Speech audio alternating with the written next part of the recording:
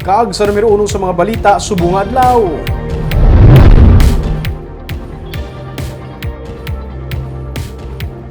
Presyo sa bugas nagsaka sa 2.4 pesos kada kilo kon 200 pesos kada sako. May report si Nico Delfin. Tag na pulo ka pesos ang baligya ni Rebecca Pahanconi sang putos sang kanon. Pero karon nagasaka ang presyo sang bugas. Gani ginapaminsaran niya na nga magpasaka man sang presyo. Masaka pa siguro masaka man kami madugang komisyon. 2 ka piso, 5 piso, 2 ka piso.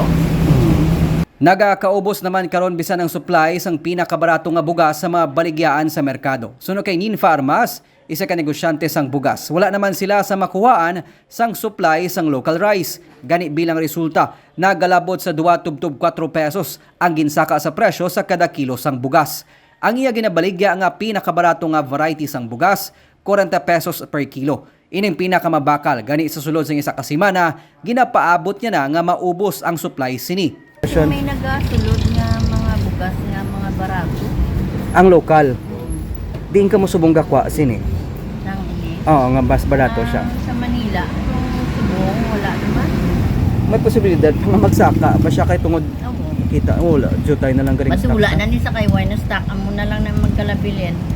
So ini kung magsaka, masaka man ang pinakamahal. Ang pulo mo ka bags dita pila na kadlaw. Hindi ganun kalabot, 1 week, wine na na. Wine na kami ibalik niya nga 40. May NFA pa man. Mayroon pa din. Kaya na ang inifigin. Ang well-milled rice nagahamboy karon sa 43 tubtob 47 pesos ang kilo. 48 pesos tubtob 52 pesos naman ang kada kilo sang graded rice. Wala na sang may kuhaan sang local nga supply sang bugas ang mga negosyante pati na sa Iloilo. Gani sa Luzon na tanan nagahalin ang ilang nga supply sang nagligad lang nga semana.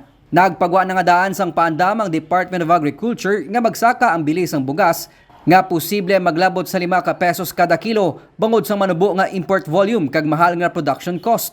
Pero nagpasalig si Presidente Ferdinand Marcos Jr. nga may nagakaigo nga supply sang bugas sa Pilipinas. Nico Delfin para sa DigiCast Negros.